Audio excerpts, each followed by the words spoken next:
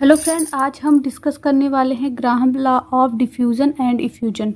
इसके पहले वीडियो में हमने आपको बताया कि डिफ्यूजन एंड इफ्यूजन होता क्या है। अब आप जान लीजिए कि ग्राहम्स लॉ ने डिफ्यूजन और इफ्यूजन को कैसे बताया था, उनके अकॉर्डिंग डिफ्यूजन और इफ्यूजन क्या होता है। तो आपको पता है जो गैस के मालिक्यूल होते हैं वो हमेशा क्या करते हैं, मूवमेंट में रहते हैं, वो स्थिर नहीं रहते हैं, हमेशा वो मूवमेंट करते रहते हैं, एक पोजीशन पे वो फिक्स नहीं हो सकते हैं, वो हमेशा गैस के मालिक्यूल मूवमेंट करते रहते हैं। तो यहाँ पे इन्होंने पॉइंट बोला, जो गैस के मालिक्यूल्स भारी होते हैं उनका मूवमेंट क्या होगा, कम होगा। अकॉर्डिंग टू जो गैस के मालिक्यूल होंगे जिसकी डेंसिटी कम होगी, जो हल्के होंगे उनका मूवमेंट ज़्यादा होगा। इन्होंने बोला क्या कि जो गैस के मालिक्यूल हैं उनका मूवमेंट जो है उनके डेंसिटी पर डिपेंड करता है। डेंसिटी अगर बहुत ज़्यादा है तो वो कम मूवमेंट करेंगे, अगर डेंसिटी कम है तो वो ज़्यादा मूवमेंट करेंगे। The rate of diffusion and effusion, rate का मतलब होता है स्पीड। स्पीड किसका, डिफ्यूजन या फिर इफ्यूजन का, is inversely proportional to square root of density.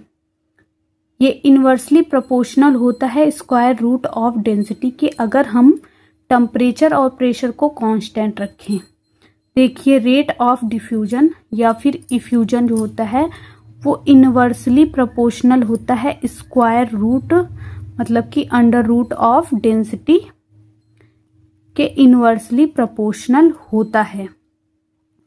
ये इनका स्टेटमेंट था। कंडीशन क्या था इनका कि टेम्परेचर और प्रेशर जो है वो कांस्टेंट होने चाहिए, ये चेंज नहीं होने चाहिए। फिक्स टेम्परेचर भी होना चाहिए और फिक्स प्रेशर भी होना चाहिए। कंडीशन देखते हैं यहाँ पे, कांस्टेंट टेम्परेचर होना चाहिए और कांस्टेंट प्रेशर होना चाहिए। मैथमेटिकली वही चीज़ है यहाँ पे। रेट ऑफ डिफ्यूजन या फिर बात कर लीजिए इफ्यूजन की, वो इनवर्सली प्रोपोर्शनल होगा रूट ऑफ डेंसिटी। डेंसिटी को आप डी से इंडिकेट करते हैं, तो यहाँ पे ये रेट ऑफ डिफ्यूजन को आर से इंडिकेट करते हैं, तो आर इनवर्सली प्रोपोर्शनल होगा अंडर रूट ऑफ डी के।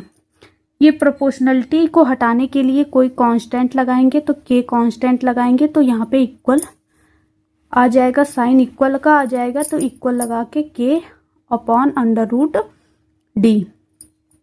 देखिए, इसको इधर लेके जाएंगे तो के इज इक्वल टू हो जाएगा आर अंडर रूट डी। अब इसका एक स्टेटमेंट और बन सकता है, द प्रोडक्ट ऑफ, प्रोडक्ट का मतलब होता है मल्टीप्लाई, मतलब कि आर और ये स्क्वायर रूट ऑफ डी का मल्टीप्लाई हुआ है। The product of rate of diffusion, ये हो गया rate of diffusion and diffusion to square root of density is always equal to constant, constant के इक्वल होगा। मान लीजिए, सपोज कर लीजिए हमने दो गैस लिया है, दो गैस लिया, उसके लिए K is equal to R1 under root D1 हो गया, और दूसरी गैस के लिए K is equal to R2 under root D2 हो गया। ठीक, वेयर R1 क्या है, rate of diffusion for first gas, first gas के लिए रेट ऑफ डिफ्यूजन है, और सेकेंड गैस के लिए R2 जो है वो रेट ऑफ डिफ्यूजन है। D1 क्या है, डेंसिटी ऑफ फर्स्ट गैस की डेंसिटी है, और D2 क्या है, सेकेंड गैस की डेंसिटी है। ये यहाँ पे हमने बताया कौन सा चीज़ क्या है। अगर हम इक्वेशन 1 या इक्वेशन 2 को कंपेयर कराएं तो के इज इक्वल टू ये भी है, के इज इक्वल टू ये भी है, तो ये दोनों आपस में क्या हो जाएंगे, इक्वल हो जाएंगे। अब ये दोनों आपस में इक्वल हो गए। अब यहाँ पे क्या करना है, इसको अगर हम इस साइड में लेके आए तो R1 अपॉन में R2 हो जाएगा, इसको इस साइड में लेके आए हैं तो R1 अपॉन में R2 हो गया, और क्या किए हम, इक्वल टू में क्या हुआ है, ये होगा आपका D2 R1 होगा, ये 2 होगा और ये 1 होगा। ठीक, और इसको इस साइड में लेके गए हैं, इसको हमने इस साइड में लाया है और इसको इस साइड में लेके गए हैं, तो ये हो गया अंडर रूट D2 अपॉन में D1, under root D2 upon में D1। ये इक्वेशन हमने आपको प्रूफ करके दिखाया था, प्रूफ किया था। D इज इक्वल टू क्या था, PM upon RT, PM upon RT। यहाँ पे आपने देखा है कि प्रेशर कांस्टेंट है, प्रेशर और टेम्परेचर कांस्टेंट है। हमने बोला इसमें प्रेशर और टेम्परेचर कांस्टेंट होना चाहिए, तो ये कांस्टेंट है और आर जो है वो भी कांस्टेंट है। जनरल गैस कांस्टेंट है आर, तो ये भी कांस्टेंट है। तो बात करते हैं एम जो है वही वेरी करेगा, तो डी वेरी करेगा, मतलब कि डी जो है वो डायरेक्टली प्रोपोर्शनल है एम के। तो एम की जगह पे हम डी लिख सकते हैं, डी की जगह पे एम लिख सकते हैं। तो यहाँ पे डी की जगह पे हम एम लिख देंगे। D is directly proportional to molar mass, इसको हम क्या बोलते हैं, मोलर मास बोलते हैं एम को। So we can use M molar mass in place of D, तो डी की जगह पे हम एम लिख सकते हैं, ये कैपिटल एम है। तो लिख देंगे R1 upon R2 is equal to under root M2 upon में अंडर रूट M1, ये हो गया आपका। अब ये पॉइंट हमको एक्सपेरिमेंटली प्रूफ करके दिखाए थे ग्राहम्स। वो कैसे प्रूफ किए थे ये देख लीजिए। उन्होंने क्या लिया था, 2 सोल्यूशन लिया था किसी कंटेनर में, 2 कंटेनर लिया, उसमें 2 सोल्यूशन लिया। एक लिया था NH3 का और दूसरा लिया था HCl का, 2 सोल्यूशन लिया। और एक ग्लास का रॉड लिया जो कि ट्रांसपेरेंट था, उसका लेंथ क्या था, 100 सेंटीमीटर था और दोनों साइड में ओपन था। ये ओपन था, इस साइड में भी ओपन है और इस साइड में भी ओपन है।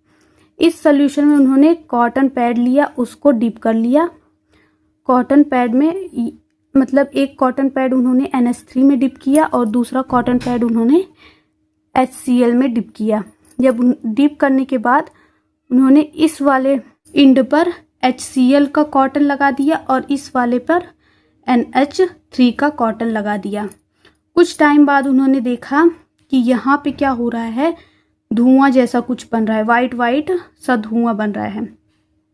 तो उन्होंने क्या किया, इस यहाँ से यहाँ जहाँ धुआं बन रहा है वहाँ तक का डिस्टेंस देखा जो कि इतना आ रहा था, और यहाँ से फिर यहाँ से यहाँ तक के डिस्टेंस को देखा तो इतना आ रहा था 40.5 सेंटीमीटर और यहाँ पे 59.5 सेंटीमीटर आ रहा था, दोनों आ रहा था। रिएक्शन क्या हुआ था, HCl ने रिएक्शन किया था किसके साथ, NH3 का। यहाँ पे जब रुई का कॉटन लगाया ना, इससे डिप करके, रुई लगाया डिप करके, तो यहाँ पे गैस के मॉलिक्यूल्स आपको पता है मूव करते रहते हैं। यहाँ पे NH3 का मॉलिक्यूल मूव करते हुए आया, यहाँ पे HCl का मॉलिक्यूल्स मूव करते हुए आया। जब यहाँ पे दोनों मिक्स हुए तो रिएक्शन हुआ, HCl प्लस NH3 रिएक्शन करके बना लिया NH4Cl। जो NH4Cl है वो जाके वाइट कलर का धुआं बनाता है, वो वाइट कलर का धुआं बनाता है, तो वही यहाँ पे दिख रहा था। ठीक, अब बात कर लेते हैं। Take a glass tube of 100 centimetre. उन्होंने क्या लिया, एक ग्लास ट्यूब लिया जिसका लेंथ क्या था, 100 सेंटीमीटर था। Both side of tube are open, दोनों साइड में क्या था, ट्यूब ओपन था, खुला हुआ ट्यूब था। Sucked cotton in the solution of NH3 and HCl। एक कॉटन लिया, उसको सोल्यूशन में डिप किया, किसके, NH3 के और HCl के। Then place it at the opening end पे उसको लगा दिया ऑफ ट्यूब साइमल्टेनियसली, दोनों को एक साथ लगाया। जिस टाइम पे HCl का कॉटन लगाया उसी टाइम पर NH3 का कॉटन लगाया, मतलब simultaneously at the same time पे दोनों कॉटन को लगाया उन्होंने।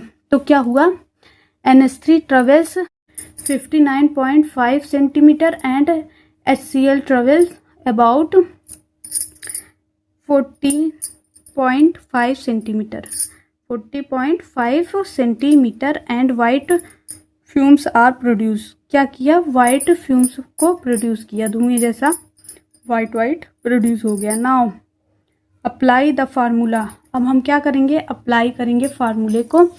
तो क्या आया था, R इज इक्वल टू आया था R1 upon R2 is equal to आया था अंडर रूट में D2 अपॉन D1 आया था, जिसकी प्लेस पे हमने रखा था कैपिटल M2 अपॉन M1।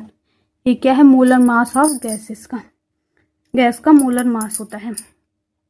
तो यहाँ पे हम किसके लिए देख रहे हैं, NH3 के लिए देख रहे हैं और HCl के लिए देख रहे हैं। तो बात करेंगे RNH3 upon RHCl is equal to हो जाएगा √MHCl √MNH3। तो डिस्टेंस आपको बताया कि ये इतना था और इतना था, तो वो वैल्यू हमने पुट कर दिया, ये वाली वैल्यू और ये वाली वैल्यू हमने पुट कर दिया। जो NH3 था, NH3 ने इतना ट्रेवल किया और HCl ने इतना ट्रेवल किया डिस्टेंस, तो वो वैल्यू हमने पुट कर दिया। अब अगर इसका मोलर मास देखें तो NH3 का मोलर मास इतना होता है, NH3 का मोलर मास इतने के बराबर होता है और HCl का मोलर मास इतने के बराबर होता है, तो वो वैल्यू हमने पुट कर दिया। अगर इसको हम सॉल्व करेंगे, तो क्या होगा, इसको सॉल्व करेंगे तो आएगा 1.46 इज इक्वल टू 1.46। तो ये प्रूफ हुआ इससे कि इनका ये जो स्टेटमेंट है वो सही है, क्योंकि दोनों वैल्यू इक्वल आ गए हैं। ये प्रूफ हो गया कि इनका स्टेटमेंट जो है वो सही है। ठीक, आई होप ये वीडियो आपको अच्छी लगी हो। वीडियो अच्छी लगी हो तो लाइक करिए, चैनल पर नए हैं तो चैनल को सब्सक्राइब कर लीजिए। Thank you for watching this video. अगर आप स्क्रीनशॉट लेना चाहते हैं तो ले सकते हैं।